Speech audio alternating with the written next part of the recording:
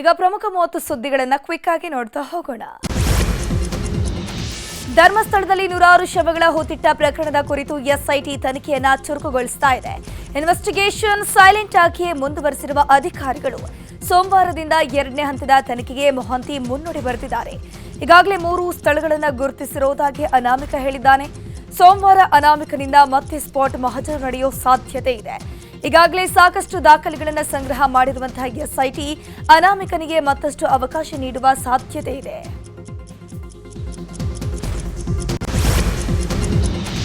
ಧರ್ಮಸ್ಥಳದ ಬಗ್ಗೆ ಅನಾಮಿಕ ದೂರು ಪ್ರಕರಣ ಸಂಬಂಧ ಅನಾಮಿಕನ ಸ್ನೇಹಿತ ರಾಜು ನ್ಯೂಸ್ 18 ಜೊತೆ ಮಾತನಾಡಿದ್ದಾರೆ.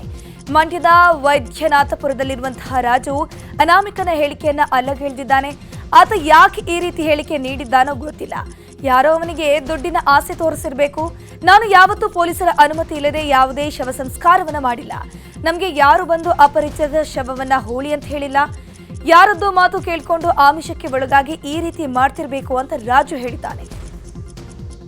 ಪ್ರಕರಣ ಬಗ್ಗೆ ನಮಗೆಲ್ಲ ಎಂಕ್ವೈರಿ ಮಾಡಿದ್ರು ಸರ್. ನಮ್ಗೆ ಗೊತ್ತಿದ್ದು ಮಾತ್ರ 2 ಬಾಡಿ ಸಿಕ್ತು ಸರ್. ಅದು ಮೊಕ ಏನು ಕಂಡಿಡಿಯಕಾಯ್ತಲ್ಲ ಏನಿಲ್ಲ. ಒಂದು ಜೆಂಟ್ಸು, ಒಂದು ಲೇಡೀಸು. ಪೊಲೀಸ್ನವ್ರು ಬರ್ತಾರೆ, ಡಾಕ್ಟರ್ ಅವರು ಬರ್ತಾರೆ. ಅದನ್ನೇನು ಮಾಡ್ತೀವಿ, ಪೋಸ್ಟ್ಮಾರ್ಟಮ್ ಅಲ್ಲೇ ಇದು ಮಾಡಿ ಪ್ಯಾಕ್ ಮಾಡಿ ಅದನ್ನು ಆಂಬುಲೆನ್ಸ್ಗಳು ಬರ್ತದೆ. ಆಂಬುಲೆನ್ಸೆಲ್ಲ ಕೊಟ್ಟು ಕಳಿಸ್ಬಿಟ್ಟು ಇನ್ನು ಇಲ್ದಿರೋದೆಲ್ಲ ಹೇಳಿ ಅವ್ರು ದನಗಳಿಗೆ ಯಾಕೆ ಇದು ಮಾಡಬೇಕು. ಈ ಅತ್ಯಾಚಾರ ಆ ಥರ ಏನೂ ಆಗಿಲ್ಲ, ಅಲ್ಲೆಲ್ಲ ಏನೂ ಇಲ್ಲ ಸರ್. ದುಡ್ಡು ಕಾಸು ಏನಕ್ಕಂತ ಒಂದು ಗೊತ್ತಾಯ್ತಲ್ಲ ಸರ್. ಧರ್ಮಸ್ಥಳದಲ್ಲಿ ದಿನಕ್ಕೊಂದು ರಹಸ್ಯಗಳು ಬಯಲಾಗ್ತಾನೆ ಇದೆ. ಅನಾಮಿಕನ ಸುತ್ತವೇ ಅನುಮಾನದ ಹುತ್ತ ಬೆಳೀತಿರೋ ಹೊತ್ತಲ್ಲಿ ಸುಜಾತಾ ಭಟ್ ಕಹಾನಿ ತೆರೆದುಕೊಳ್ಳೋದಕ್ಕೆ ಶುರುವಾಗಿದೆ. ಮೊನ್ನೆಯಷ್ಟೇ ಅನನ್ಯ ಭಟ್ ನನ್ನ ಮಗಳು ಅಂತ ಸುಜಾತಾ ಫೋಟೋವೊಂದನ್ನು ತೋರಿಸಿದ್ರು. ತನ್ನ ಮಗಳು ಧರ್ಮಸ್ಥಳದಿಂದ ನಾಪತ್ತೆ ಅಂತ ಧರ್ಮಸ್ಥಳ ಠಾಣೆಯಲ್ಲಿ ದೂರನ್ನ ನೀಡಿದ್ರು. ಈ ಮಧ್ಯೆ ಅನನ್ಯ ಭಟ್ ನಾಪತ್ತೆ ಪ್ರಕರಣವನ್ನು ಎಸ್ಐಟಿಗೆ ವರ್ಗಾವಣೆ ಮಾಡಿ ಡಿಜಿಐಜಿಪಿ ಆದೇಶಿಸಿದ್ದಾರೆ. ಸುಜಾತಾ ಭಟ್ ಎಂದು ಬಂದಿರುವಂತಹ ಮಹಿಳೆ ಹೆಸರು ಸುಜಾತಾ ಉಪಾಧ್ಯಾಯ ಅನ್ನೋದು ಗೊತ್ತಾಗಿದೆ. ಇವರು ಉಡುಪಿ ಬಳಿಯ ಪರೀಕ ಗ್ರಾಮದವರು. ಪರೀಕದ ಅಪ್ಪಣ್ಣ ಉಪಾಧ್ಯಾಯರಿಗೆ 3 ಗಂಡು ಮಕ್ಕಳಲ್ಲಿ ಮೊದಲ ಮಗ ಗುರುರಾಜ್ ಉಪಾಧ್ಯಾಯರ ಮಗಳಾಗಿದ್ದಾರೆ. ಸುಜಾತಾ ಚಿಕ್ಕಪ್ಪ ನಾರಾಯಣ ಉಪಾಧ್ಯಾಯರು ಪರೀಕರದ 2 ಎಕರೆ ಭೂಮಿಯನ್ನ ದಾನವಾಗಿ ಧರ್ಮಸ್ಥಳಕ್ಕೆ ನೀಡಿದ್ರಂತೆ. ಚಿಕ್ಕಪ್ಪ ದಾನ ನೀಡಿದ ಭೂಮಿ ಮೇಲೆ ಸುಜಾತಾ ಉಪಾಧ್ಯಾಯ ಕಣ್ಣು ಬಿದ್ದಿದೆ ಎಂಬ ಮಾತುಗಳು ಕೇಳಿ ಬರ್ತಾ ಇದೆ. ಈ ಕುರಿತು ಉಡುಪಿಯಲ್ಲಿ ಮಾಜಿ ನಗರಸಭೆ ಸದಸ್ಯ ಮಹೇಶ್ ಠಾಕೂರ್ ಹೇಳಿಕೆಯನ್ನು ಕೊಟ್ಟಿದ್ದಾರೆ. ಧರ್ಮಸ್ಥಳದಲ್ಲಿ ಅನನ್ಯ ಭಟ್ ನಾಪತ್ತೆ ಪ್ರಕರಣ ಸಂಬಂಧ ಫೋಟೋದಲ್ಲಿರೋರು ಅನನ್ಯ ಅಲ್ಲ, ನನ್ನ ತಂಗಿ ವಾಸಂತಿ ಎಂದ ಸಹೋದರ ವಿಜಯ್ ಹೇಳಿದ್ದಾರೆ. ಕೊಡಗಿನಲ್ಲಿ ಮಾತನಾಡಿರುವ ವಿಜಯ್, ತಂಗಿಯ ಫೋಟೋವನ್ನ ದುರ್ಬಳಕೆ ಮಾಡಲಾಗ್ತಾ ಇದೆ. ಅವರಿಗೆ ಫೋಟೋ ಹೇಗೆ ಸಿಕ್ತೋ ಗೊತ್ತಿಲ್ಲ. ಆ ಫೋಟೋದಲ್ಲಿ ಇರೋದು ನನ್ನ ತಂಗಿ. ನನ್ನ ತಂಗಿಯ ಫೋಟೋ ನೋಡಿ ನಾವು ಆಘಾತಗೊಂಡಿದ್ದೇವೆ ಅಂತ ಹೇಳಿದ್ರು. ನಮ್ಮ ತಂಗಿದು ಫೋಟೋ ತಗೊಂಡು ಬೇರೆಯವರು ಮಿಸ್ಯೂಸ್ ಮಾಡ್ತಾ ಇದಾರಲ್ಲ ಅಂತ. ಮುಂದಿನ ನಡೆ ಯಾವ ರೀತಿ ಇರುತ್ತೆ? ಮುಂದಿನ ನಡೆ ಅಂದರೆ ನಮ್ಮ ಫ್ಯಾಮಿಲಿ ಹತ್ರ ಡಿಸ್ಕಸ್ ಮಾಡ್ಬೇಕು ಸರ್. ನಮ್ಮ ಅಕ್ಕ ತಂಗಿ ಎಲ್ಲ ಇದ್ದಾರೆ, ಭಾವ ಎಲ್ಲ, ಅವ್ರ ಹತ್ರ ಡಿಸ್ಕಸ್ ಮಾಡಿ. ಅವಳು C was working for Ramaiah hospital. Okay, ಅಲ್ಲಿ ನರ್ಸ್ ಆಗಿದ್ಲು. ಅಲ್ಲಿ ಇವರು ಪೇಷಂಟ್ ಆಗಿ ಹೋದ್ರು. ಅಲ್ಲಿ ಆ ಥರ ಪರಿಚಯ. ಸುಜಾತಾ ಭಟ್ ಅವ್ರು ಯಾಕೆ ತಮ್ಮ ಮಗಳು ಅನನ್ಯ ಭಟ್ ಅಂತ ಹೇಳ್ತಾ ಇದ್ದಾರೆ ಈಗ? ಅದು ನನಗೆ ಗೊತ್ತಿಲ್ಲ ಸರ್. ಮಿಸ್ಯೂಸ್ ಫೋಟೋ ತಗೊಂಡು ಮಿಸ್ಯೂಸ್ ಮಾಡ್ತಾ ಇದ್ದಾರೆ. ಓಕೆ, ನನ್ನ ತಂಗಿದು ಫೋಟೋ ತಗೊಂಡ್ಬಿಟ್ಟು ಅವರು ಹೇಗೆ ಮಗಳು ಅಂತ ಹೇಳೋದು.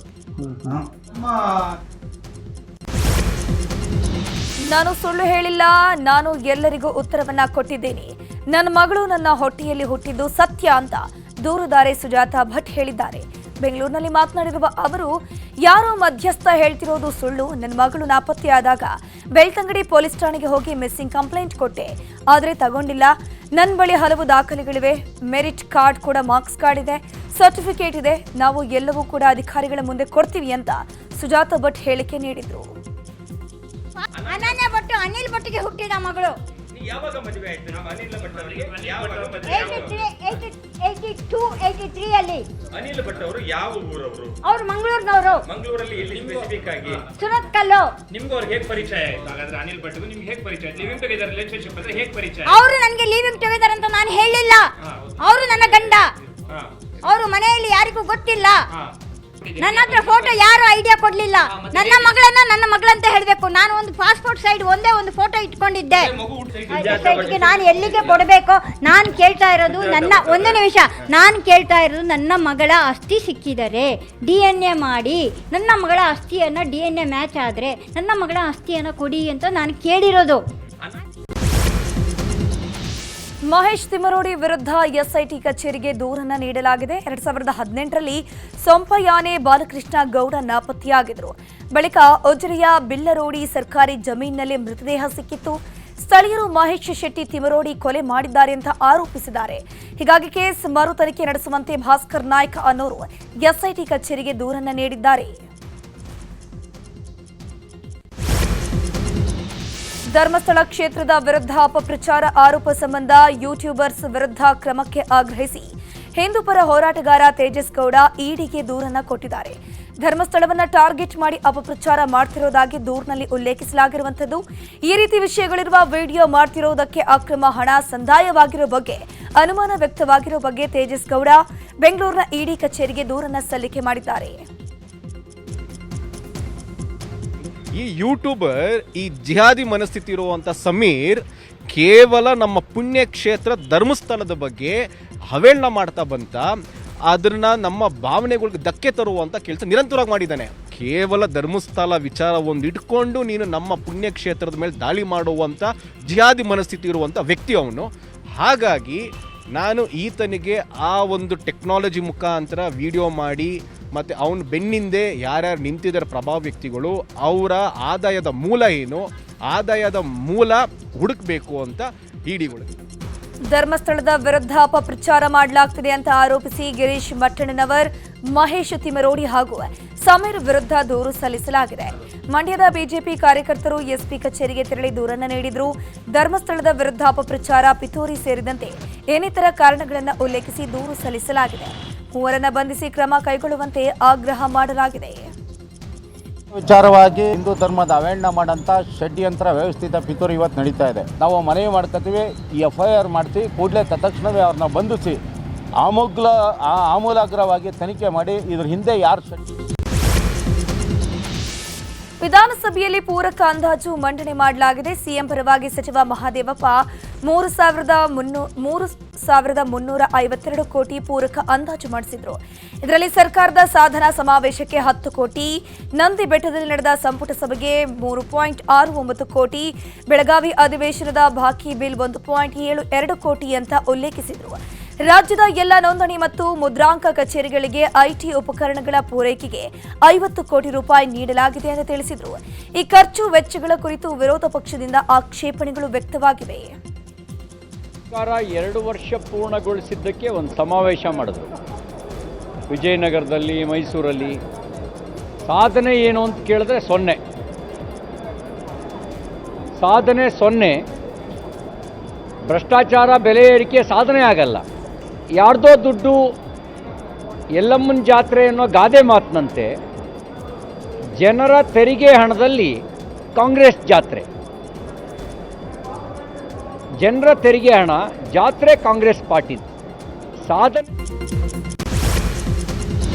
ವಿಜಯನಗರ ಸಾಧನಾ ಸಮಾವೇಶಕ್ಕೆ ಜನರ ತೆರಿಗೆಯ 10 ಕೋಟಿ ಖರ್ಚು ಮಾಡಿದ ವಿಚಾರವಾಗಿ ಪರಿಷತ್ನ ಸದಸ್ಯ ಸಿಟಿ ರವಿ ಸರ್ಕಾರದ ವಿರುದ್ಧ ವಾಗ್ದಾಳಿ ನಡೆಸಿದ್ದಾರೆ.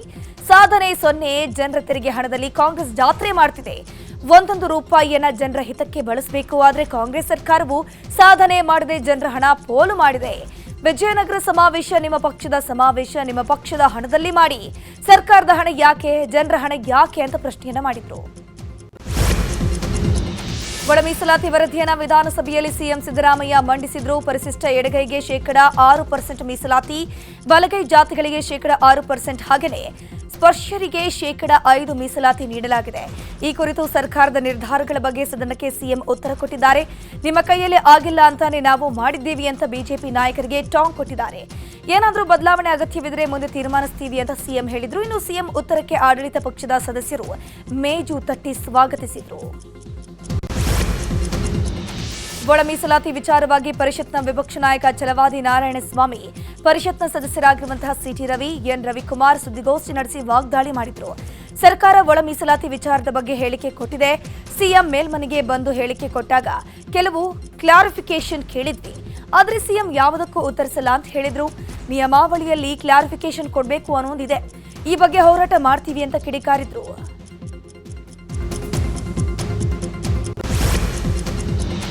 ಜಾತಿ ನೋಡಿ ಸಚಿವರು ಅನುದಾನ ಕೊಡ್ತಾರೆ ಅಂತ ಶಾಸಕ ಶರಣು ಕಂದಕೂರ ಆಕ್ರೋಶವನ್ನು ವ್ಯಕ್ತಪಡಿಸಿದ್ದಾರೆ. ಸದನದಲ್ಲಿ ಮಾತನಾಡಿರುವಂತಹ ಅವರು, ನಾನು ಅನುದಾನ ಕೇಳೋಕೆ ಒಬ್ಬ ಸಚಿವರ ಹತ್ತಿರ ಹೋಗಿದ್ದೆ. ಅನುದಾನ ಕೇಳಿದ್ರೆ ನೀವು ಯಾವ ಜಾತಿಯವರು ಅಂತ ಕೇಳ್ತಾರೆ. ಜಾತಿ ನೋಡಿ ಸಚಿವರು ಅನುದಾನವನ್ನ ಕೊಡ್ತಾರಾ? ಜಾತಿ ನೋಡಿ ಕೆಲಸ ಮಾಡೋದಾದ್ರೆ ಅಧಿಕಾರಿಗಳು ಹೇಗೆ ನೋಡ್ತಾರೆ ಅಂತ ಸದನದಲ್ಲಿ ಅಸಮಾಧಾನವನ್ನ ಹೊರಹಾಕಿದ್ರು. ಅಂದ್ರೆ ನಮ್ಮ ಜಾತಿ ನೋಡಿ ಅನುದಾನ ಕೊಡ್ತಾರೆ ಅಧ್ಯಕ್ಷರೇ?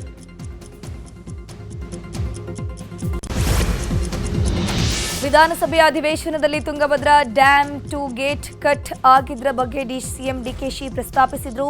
ಅಂದು ಮಧ್ಯರಾತ್ರಿ ಜಲಾಶಯದ ಗೇಟ್ ಕಟ್ ಆಗಿದ್ದ ವಿಷಯವನ್ನು ತಿಳಿಸಿದ್ರು. ನಾನು ಸಂಬಂಧಪಟ್ಟವರಿಗೆ ಮಾತನಾಡದೆ ತುಂಗಭದ್ರಾ ಬೋರ್ಡ್ನಲ್ಲಿ ಸಬ್ಜೆಕ್ಟ್ ಇಟ್ಟಿದ್ದೆ, ಇದರಿಂದ ಯಾವುದೇ ವಿವರಣೆ ಬಂದಿಲ್ಲ. ಇನ್ನು ಗೇಟ್ ಬದಲಾವಣೆಗೆ 250 ಕೋಟಿ ಬೇಕಿದೆ. ಡ್ಯಾಂನಲ್ಲಿ ಬಹಳಷ್ಟು ಹೂಳು ತುಂಬಿದೆ, ಎರಡನೇ ಬೆಳೆಗೆ ನೀರು ಕೊಡೋಕೆ ಆಗ್ತಿಲ್ಲ ಅಂತ ಹೇಳಿದ್ರು.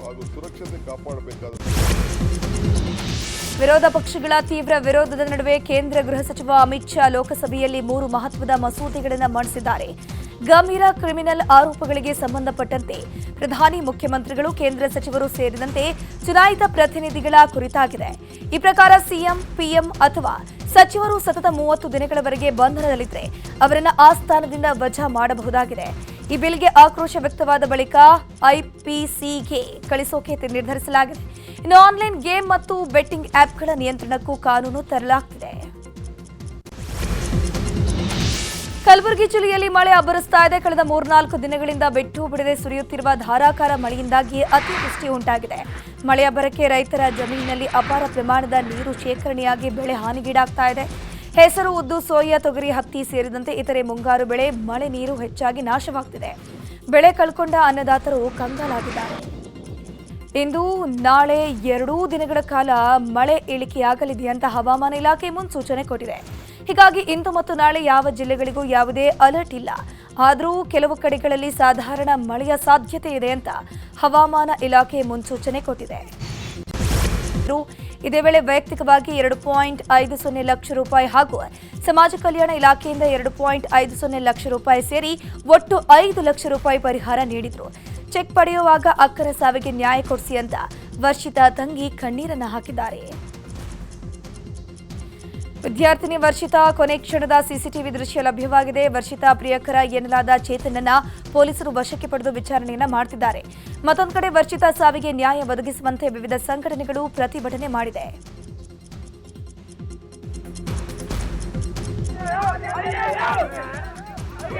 ಕುಟುಂಬಗಳೇನಿದೆ, ಆ ವಿದ್ಯಾರ್ಥಿನಿಯ ಸಾವು ಏನಿದೆ, ಕೊಲೆ ಮಾಡಿರೋ ಯಾರಿದ್ದಾರೆ ಅವ್ರಿಗೆ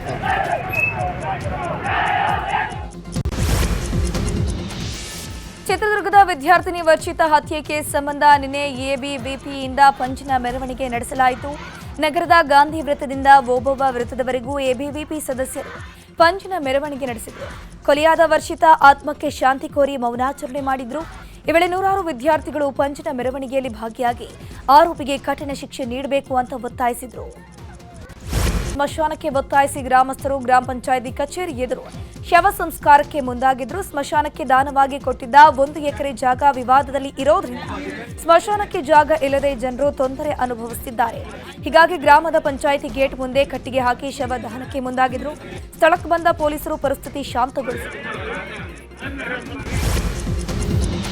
ಬೆಂಗಳೂರು ದಕ್ಷಿಣ ಜಿಲ್ಲೆಯಲ್ಲಿ ಸರಗಳ್ಳತನ ಪ್ರಕರಣಗಳು ಜಾಸ್ತಿ ಆಗ್ತಾನೆ ಇದೆ. ಚನ್ನಪಟ್ಟಣದಲ್ಲಿ ಬ್ಯೂಟಿ ಪಾರ್ಲರ್ಗೆ ನುಗ್ಗಿದ ಕಿಡಿಗೇಡಿಗೆ ಮಹಿಳೆಯೊಬ್ಬರು ಕಣ್ಣಿಗೆ ಕಾರದ ಪುಡಿ ಎರಚಿ ಚಿನ್ನದ ಸರ ಕಳ್ಳತನಕ್ಕೆ ಯತ್ನಿಸಿದ್ದಾಳೆ. ಚನ್ನಪಟ್ಟಣ ಪೂರ್ವ ಪೊಲೀಸ್ ಠಾಣಾ ವ್ಯಾಪ್ತಿಯಲ್ಲಿ ಘಟನೆ ನಡೆದಿದ್ದು, ಬುರ್ಕಾ ಹಾಕಿಕೊಂಡು ಬಂದು ಕಳ್ಳತನಕ್ಕೆ ಯತ್ನಿಸಿದವಳನ್ನ ಪಾರ್ಲರ್ ಒಡತಿ ಹಿಡಿದಿದ್ದಾಳೆ. ಸದ್ಯ ಮಹಿಳೆಯನ್ನ ಪೊಲೀಸರು ವಿಚಾರಣೆ ನಡೆಸುತ್ತಿದ್ದಾರೆ. ರಾಜ್ಯದಲ್ಲಿ ಬೈಕ್ ಟ್ಯಾಕ್ಸ್ಗಳಿಗೆ ನಿಷೇಧ ಹಿನ್ನೆಲೆಯಲ್ಲಿ ಬೈಕ್ ಟ್ಯಾಕ್ಸ್ಗೆ ನಿಯಮ ರೂಪಿಸುವ ಬಗ್ಗೆ ನಿಲುವು ತಿಳಿಸಿ ಅಂತ ರಾಜ್ಯ ಸರ್ಕಾರಕ್ಕೆ ಹೈಕೋರ್ಟ್ ತಾಕೀತನ್ನ ಮಾಡಿದೆ. ಮುಂದಿನ 1 ತಿಂಗಳಲ್ಲಿ ನಿಲುವು ತಿಳಿಸೋಕೆ ಸರ್ಕಾರಕ್ಕೆ ಹೈಕೋರ್ಟ್ ಸೂಚನೆಯನ್ನು ಕೊಟ್ಟಿದೆ.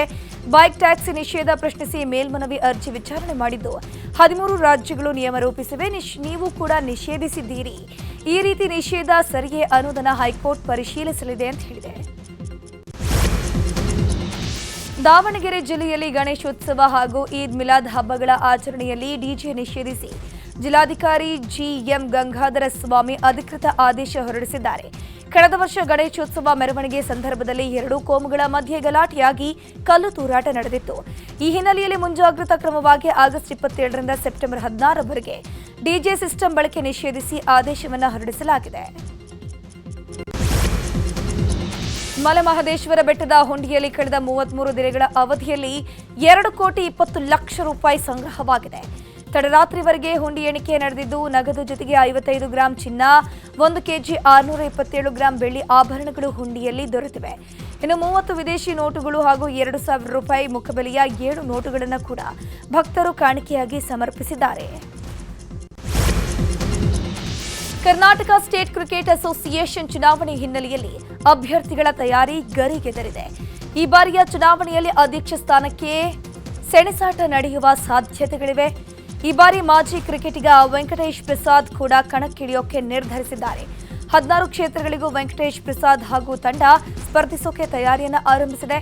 ಚಿನ್ನಸ್ವಾಮಿ ಮೈದಾನದಲ್ಲಿ ನಡೆದ ಕಾಲ್ತುಳಿತ ಪ್ರಕರಣದ ಬಳಿಕ ಕರ್ನಾಟಕ ಸ್ಟೇಟ್ ಕ್ರಿಕೆಟ್ ಅಸೋಸಿಯೇಷನ್ನಲ್ಲಿ ಬದಲಾವಣೆಯ ಕೂಗು ಕೇಳಿಬಂದಿದ್ದು, ವೆಂಕಟೇಶ್ ಪ್ರಸಾದ್ ಹಾಗೂ ಮಾಜಿ ಖಜಾಂಚಿ ವಿನಯ್ ಮೃತ್ಯುಂಜಯ ಸೇರಿದಂತೆ ಹೊಸ ಮುಖಗಳು ಈ ಬಾರಿ ಕಣಕ್ಕಿಳಿಯಲಿದೆ.